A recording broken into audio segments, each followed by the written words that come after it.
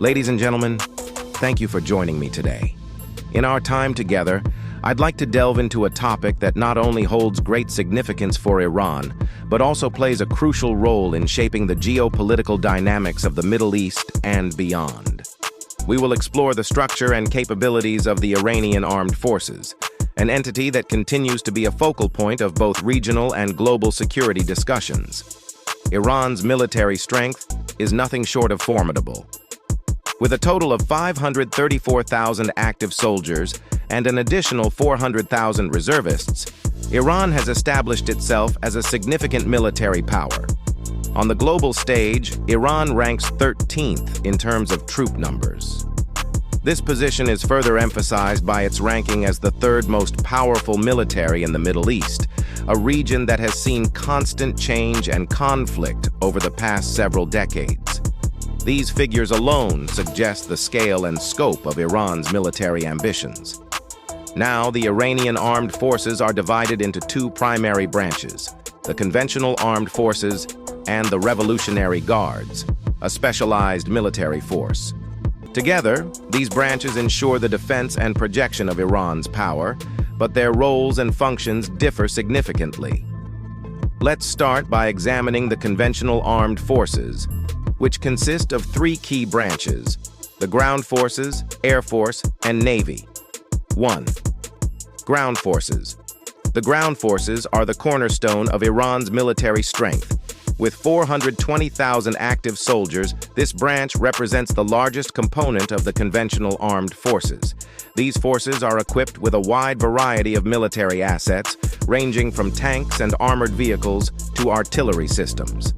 The tank inventory includes models such as the domestically produced Zulfikar, MBT, and Karar, as well as the T-72 from Russia and the M60, a legacy of pre-revolution American supplies. This mix of foreign and domestic equipment demonstrates Iran's ability to adapt to international arms restrictions while still maintaining a capable ground force. The Iranian ground forces also possess thousands of anti-tank weapons, rockets, artillery systems, and armored vehicles, making them a formidable force in both defensive and offensive operations. It's important to note that despite enduring significant losses during the brutal Iran-Iraq War, which lasted from 1980 to 1988, these forces were never fully defeated.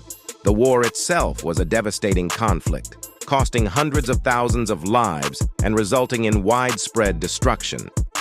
Yet, Iran's military resilience during this period highlighted its ability to withstand prolonged conflict and emerge with its defensive capabilities largely intact.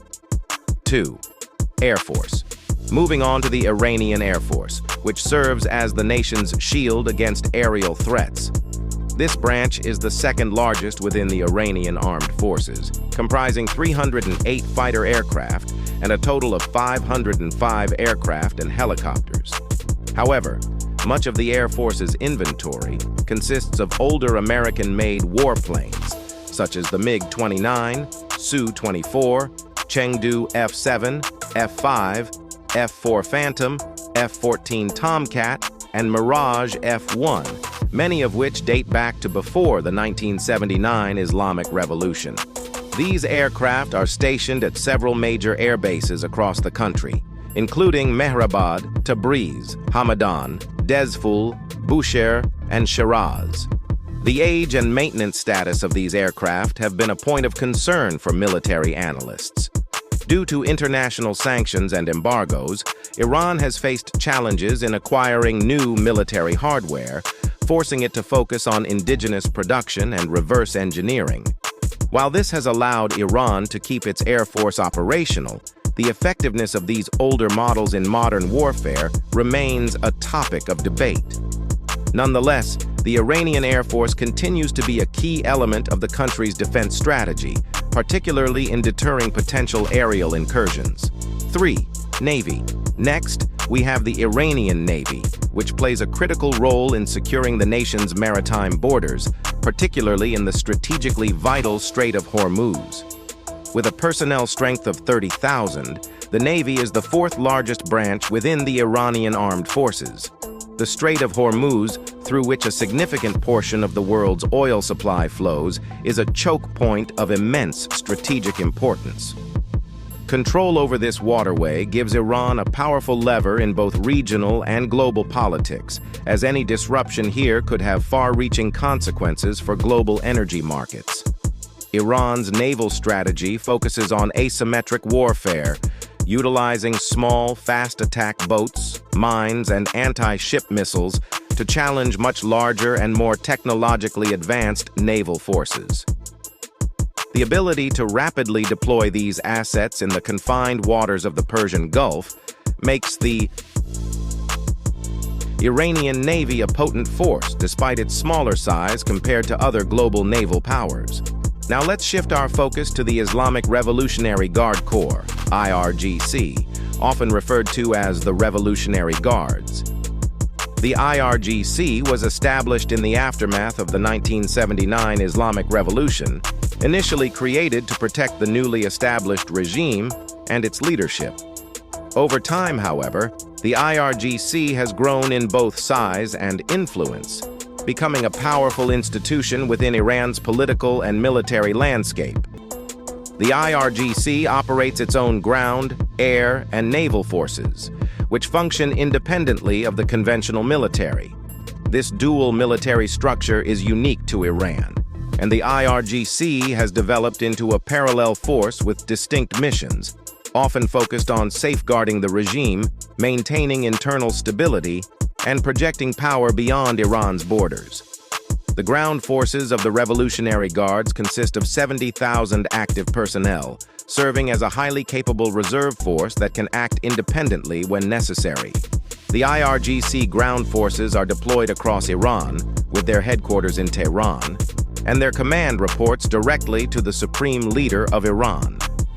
This direct chain of command highlights the Revolutionary Guard's unique role within the Iranian state, as they are not just a military force, but also a political tool wielded by the highest echelons of power. Among the most notable components of the IRGC is the Quds Force, an elite unit specializing in unconventional warfare and extraterritorial operations. The Quds Force, estimated to have between 2,000 and 5,000 personnel, has gained international recognition for its involvement in various conflicts across the Middle East. From supporting Hezbollah in Lebanon to assisting the Assad regime in Syria and influencing militia groups in Iraq, the Quds Force plays a key role in advancing Iran's regional strategy. Their operations are often covert and aim to expand Iran's influence through proxy forces, allowing Iran to extend its reach without engaging in direct confrontations.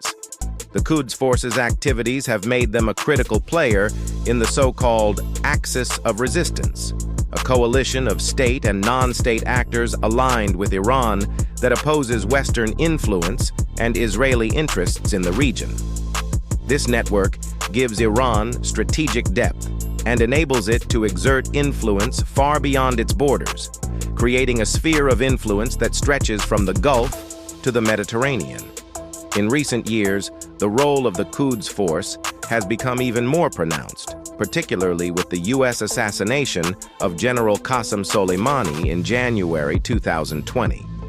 Soleimani was the commander of the Quds Force and a key architect of Iran's regional strategy.